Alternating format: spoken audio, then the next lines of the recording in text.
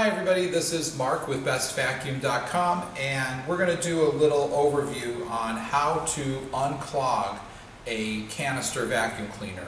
So if you've gotten something sucked up in there that's blocking the hose or the wand and it's stopping the suction on your vacuum, you just need to remove it, but there are places that you need to look to do that, so I want to make sure you look at the right places.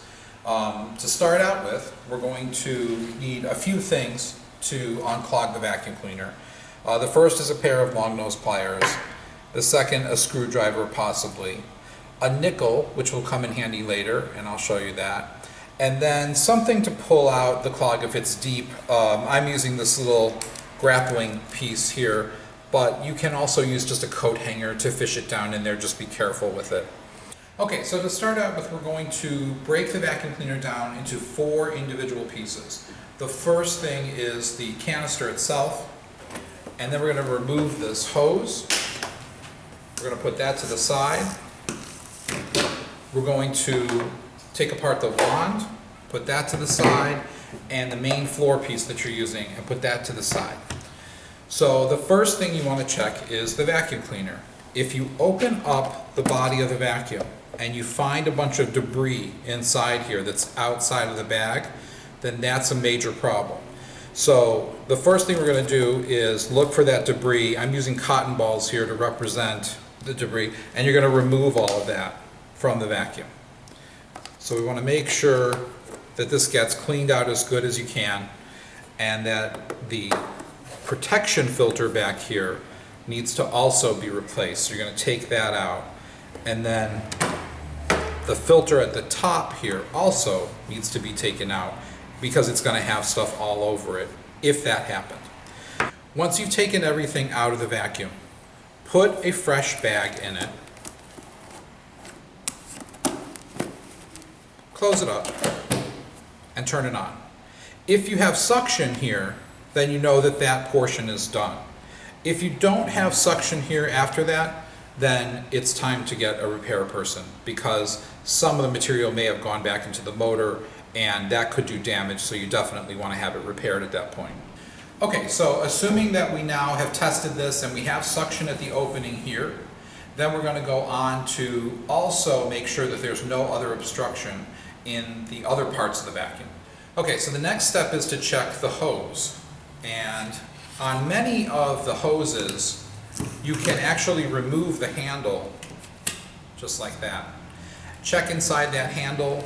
If you find something in there, pull it out. Just take your long nose pliers or something that you can reach in there and get all that stuff out of there. And then to double check and make sure that there's nothing left in the handle, that's where the nickel comes in. Just take the nickel and drop it right through, and something else comes out. You know you didn't get that. All right, and then the other part of the hose, both ends need to be checked as well. So there may be blockage in here. There may be blockage on the other side.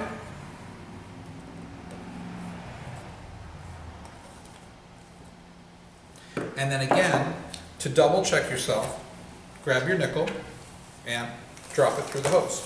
It should come all the way back out the other end.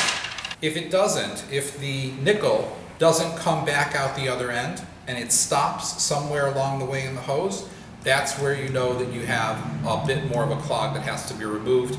In that case, try to grab your coat hanger or a device like this, get way down in there and pull out whatever needs to be pulled out. All right, so now we know the hose is clear and the handle is clear. And the next thing we're going to check is the wand. That's the most simple thing, really, because just look inside the wand. If there's something in there, just pull it out. And then you should be able to see all the way through the wand. If you can't see through it, then you know that there's still something blocked in there.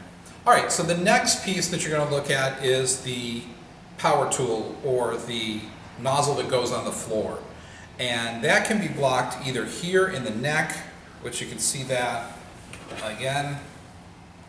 Pliers just to remove everything. But the other place that this can be blocked is underneath.